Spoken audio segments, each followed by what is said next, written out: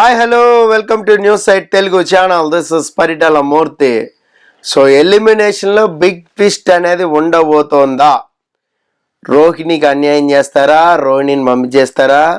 So విష్ణుప్రియని top 5కి తీసుకెళ్తారా? ముద్దు బిడ్డని కాపాడుకుంటారా? ఇలా చాలా సందేహాలు అయితే అందరిలో ఉన్నాయి.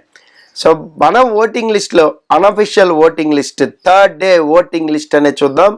సో పెద్దగా మార్పులు ఏమీ లేవు, కొంచెం ఒక 1% అటు ఇటు ఉందేమో.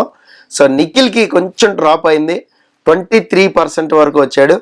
సో అలాగే గౌతమ్ 21%కి వచ్చాడు, అంటే 1% ఇద్దరికీ డ్రాప్ అయింది. సో ఎందుకు డ్రాప్ అయిందో వీళ్ళిద్దరికీ నాకు తెలియదు, సో మీకే తెలియాలి ఓటేసిన వాళ్ళకి. సో వీళ్ళిద్దరికే అంతే 1% డ్రాప్ అయింది. బట్ 2% డిఫరెన్స్ అనేది ఉంది, నువ్వా నేనా అనే ఒక పోటీ అనేది ఉంది. టాప్ ప్లేస్లో అయితే నిఖిలే ఉన్నాడు, డౌటే వద్దు. అఫీషియల్ ఓటింగ్కి దగ్గర మ్యాచ్ అయ్యే అవకాశాలు ఉంటాయి మన టాప్. బాటమ్ అంటారా అటు ఇటు అయితే, ఎందుకంటే వాళ్ళు ఈక్వల్ పర్సంటేజ్లు ఉంటారు. ఒక్కోసారి 9, 9, 7, 7, 8, 8, 12, 12, 11, 11 ఇలా ఉంటారు అనమాట. సో కాబట్టి బాటమ్ అనేది టాప్ 2 తీసుకుంటారు వాళ్ళు. టాప్ 2ని లాస్ట్లో పెట్టుకుని అక్కడి నుంచి ఎలిమినేట్ చేస్తారు. లాస్ట్ టైం అలాగే చేశారు. ఈ సీజన్లో ముఖ్యంగా బాటమ్ 2 అని 10 సార్లు చెప్తున్నారు. సో కాబట్టి అదే అయ్యే ఛాన్స్లు అయితే కనపడుతున్నాయి. బాటమ్ 2లో మరి ఎవరున్నారు? సో నేను కలెక్ట్ చేసిన రిపోర్ట్ ప్రకారం అయితే థర్డ్ పొజిషన్లో అయితే ప్రేరణ ఉంది. ప్రేరణకి 15 to 16% ఓటింగ్ అవుతుంది. బికాస్ ఆఫ్ తన టాస్కుల్లో ఇంకా మామూలు ఫ్రెండ్లీగా ఆడుకునే టాస్కుల్లో కూడా ఇట్లా ఆడకూడదు, ఇట్లా ఉండాలి, ఇది కాదు రూల్, అది కాదు రూల్, ఇట్లా సతాయించడం అనేది జనాలకు మేబీ నచ్చుతుందేమో. ఎందుకంటే చూడు లాస్ట్లో కూడా జెన్యున్గా ఆడుతుంది అనే ఒక ఇది కూడా పడుతుంది తనకి.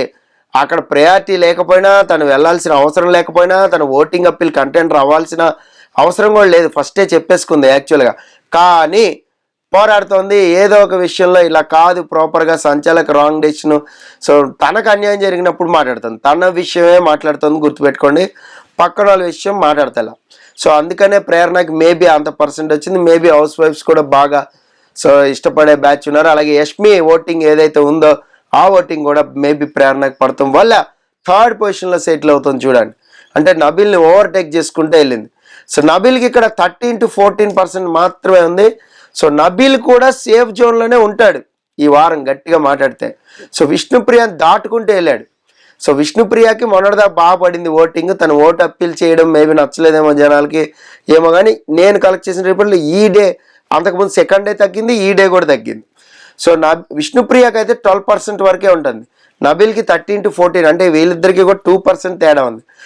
కానీ అఫీషియల్ ఓటింగ్లో బాటంలో ఎవరు ఉంటారని చెప్పలేము. ఈ 1-2% అనేది మనకి అనఫిషియల్ ఇలా ఉంటాయి, కానీ అఫీషియల్ ఓటింగ్లో ఖచ్చితంగా అక్యురేట్ ఉంటే వాళ్ళు బాటమ్ 3, బాటమ్ 2 తీసుకుంటారు. ఎవరిని టిక్ పెడితే వాళ్ళు ఎలిమినేట్ అన్నట్టే లెక్క. సో దాని ప్రకారం ఎలిమినేషన్ అనేది చేస్తారు. దాన్ని బట్టి షాకింగ్ ఎలిమినేషన్ ఏమన్నా ఉండబోతోందా? షాకింగ్ ఎలిమినేషన్ ఉండాలి అంటే గౌతమ్ని ఎలిమినేట్ చేయాలి. షాక్ అయిపోతారు అందరూ, ఇదేంటి విన్నర్ కదా, మూర్తి కూడా చెప్పారు, అనఫిషియల్లో కూడా చెప్పారు, నేను కూడా చెప్పాను ఇలా అనుకుంటారు. కానీ అఫీషియల్లో మేబీ బాటమ్ ఉండొచ్చు అని వాళ్ళు చెప్పి మనకి చేయొచ్చు కూడా, చెప్పలేం. అంటే ఇక్కడ ఏంటంటే అఫీషియల్ ఓటింగ్ అనేది ఎవరి దగ్గర ఉండదు. దయచేసి చాలామంది ఇది అఫీషియల్, ఇది మా టీవీ నుంచి తెచ్చాం, ఏదో తెచ్చాం, అది తెచ్చాం, ఏది దొరకదు, సమస్య లేదు. అదొక హై సెక్యూరిటీ వాల్ లాంటిది, అది బద్దలు కట్టుకుని వెళ్ళడం ఇంపాసిబుల్. సైదర్ వాళ్ళ క్రూ ఎవరైనా ఫోటో తీసి, అది కూడా జరగదు, ఏదైనా చేస్తే తప్ప. నాకు ఒక్కసారి దొరికింది, నేను మీకు చూపెడదాం అనే లోపు అది పోయింది. మనకి చూపెట్టారు కానీ రిపోర్ట్ అనేది కాపీ దొరకలే, మన చేతికి దొరికితే ఇలా చూపెట్టేవాడిని. సో దాని ప్రకారం ఆ రోజు చెప్పాను నేను, మీకు గుర్తుండే ఉంటుంది, రెగ్యులర్ ఫాలో అయ్యే వాళ్ళకి గుర్తుంటుంది. మేబీ సీజన్ 3 అనుకుంటా, season 3 or season 4 I think, లాక్డౌన్లోని సీజన్ 4లో ఒకసారి దొరికింది అఫీషియల్ ఓటింగ్ అని మీకు చాలా క్లియర్గా చెప్పా. అప్పటి నుంచి ఇప్పటి వరకు దొరకలే. ఎన్ని సీజన్స్ అయింది చూడండి, అప్పటి నుంచి ఇప్పటి వరకు దాదాపు 5 సీజన్లు అయినాయి ఓటీటీతో కలిపితే. బట్ ఓటింగ్ ఆర్డర్ మాత్రం రాలా. దానికి దీనికి చాలా వేరియేషన్లు ఉన్నాయి. అప్పుడు 10 ఓట్లు వేసేవాళ్ళం, ఇప్పుడు 1 ఓటే వేస్తున్నాం. సో సింగిల్ క్లిక్కే ఇప్పుడు అంతా కూడా, సింగిల్ మిస్డ్ కాల్, మహా అంటే ఇంకొక ఫోన్ తీసుకుని ఇంకోసారి చేయొచ్చు, అంతకు మించి చేయలేం. సో కాబట్టి అఫీషియల్ ఓటింగ్ ఎవరి దగ్గర ఉండదు, అది నమ్మద్దు. సో నాకైతే విష్ణుప్రియని కొద్దిగా ఓవర్టేక్ చేసి నబీల్ వెళ్ళాడని అనిపిస్తుంది. సో అది ప్రేరణతో ఆర్గ్యుమెంట్ అవ్వచ్చు, వాట్ ఎవర్ ఏదైనా అవ్వచ్చు. తనకి టాస్క్లు బాగా ఆడి ఉండొచ్చు, విష్ణుప్రియ కంటే బాగా ఆడాడు కదా అని తనకి ఇచ్చి ఉండొచ్చు, లేదా ఓట్ అప్పీల్ నచ్చి కూడా ఉండొచ్చు. చాలా జరిగినాయి. సో విష్ణుప్రియకు మాత్రం 12% ఓటింగ్ అనేది జరిగింది. ఆ 12%తోనే ఉంది. ఇక్కడ ట్విస్ట్ ఏంటంటే రోహిణి కూడా 11 to 12%లోనే ఉంది. ఇక్కడ డిస్మల్స్ అయి తీయలేదు, తీస్తా ఫ్రైడే నైట్ కూర్చుని. సో బాటమ్ ఎవరు అనేది చెప్తా. ఇప్పుడు బాటంలో అయితే ఇద్దరు ఉన్నారు, Vishnupriya and Rohini. Almost equal పర్సెంట్తోనే ఉన్నారు. సో ఇద్దరిలో ఎవరు వెళ్ళిపోతారు? విష్ణుప్రియ వెళ్ళిపోతే ఎవ్వరు షాక్ అవ్వరు, తనకు మాత్రం బెనిఫిటే.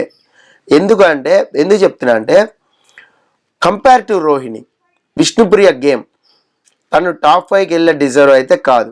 ఇప్పుడు మనం నామినేషన్ ఎలా చేస్తాం, అలాగే ఎలిమినేషన్ ఎలా చేస్తాం చెప్పండి? అర్హత లేని వాళ్ళు ఇంట్లో అన్వర్తి అనుకోండి, లేదా అన్డిజర్వ్ క్యాండిడేట్స్. అన్డిజర్వ్ వాళ్ళనే మనం సెలెక్ట్ చేసి వరస్ట్ పర్ఫార్మర్ ఇస్తాం, లేదంటే నామినేషన్లోకి తెస్తాం, వాట్ ఎవర్ తీసుకొస్తాం. సో మరి అలాంటప్పుడు ఎక్కడా కూడా ఒక పర్ఫార్మెన్స్ లేదు, ఒక ఎలివేషన్ రాలేదు, ఏం లేదు. పృథ్వీతోనే ఉండే ఎంతసేపు కూడా. పృథ్వీ వెళ్ళిపోయిన తర్వాత మధ్యలో శ్రీముఖి వచ్చి చెప్పిన తర్వాత కొంచెం ఇదయ్యారు. ఈ శ్రీముఖి 5వ వారం చెప్తే అలాగే ఉండేదా? కాదుగా. ఎవరో చెప్పారని నేను మార్చుకోను అంది, మరి మార్చుకున్నావుగా. ఇప్పుడు గేమ్ మారింది కదా. సో 100% కాకపోయినా కొద్దిగానే స్వల్ప మార్పులు వచ్చినాయి కదా. సో అదే కదా జనాలందరూ చెప్పింది. మరి ఆ యాక్సెప్టెన్సీ లేదు.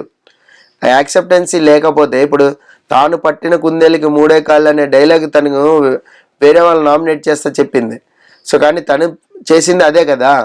సో అక్కడ ఏంటంటే వాట్ ఎవర్ గేమ్ విషయంలో కానీ, టాస్క్ విషయంలో కానీ, హౌస్లో ఉండడం విషయంలో కానీ, బిహేవియర్ విషయంలో కానీ, వాట్ ఎవర్ విషయంలో కానీ ఎక్కడా కూడా విష్ణుప్రియకి అంత గ్రాఫ్ అనేది లేదు. కంపేర్ టు రోహిణి చెప్తున్నా నేను. సో కంపేర్ టు రోహిణి టాస్క్లు బాగా ఆడింది, బ్రహ్మాండంగా ఇచ్చేసింది, ఎంటర్టైన్మెంట్ వింగ్లో తోపులా చేసింది. సో సండేలు కూడా తన బెస్ట్ పర్ఫార్మెన్స్ ఇచ్చింది రోహిణి కూడా, గట్టిగా మాట్లాడితే. సో రోహిణియా విష్ణుప్రియ అంటే మీరు ఎవరు కొట్టేస్తారు? కామెంట్ బాక్స్లో కామెంట్ చేయండి, చూద్దాం. నేను పోల్ పెడతా. రోహిణి విష్ణుప్రియ అంటే డెఫినెట్గా రోహిణికే చాలామంది ఎక్కువే వేస్తారు, విష్ణుప్రియకి తక్కువే ఉంటుంది నేను అనుకోవడం. గేమ్ పరంగా, బిగ్ బాస్ పరంగా, ఫ్యాన్ ఫాలోయింగ్ ఇదంతా పక్కన పడేద్దాం.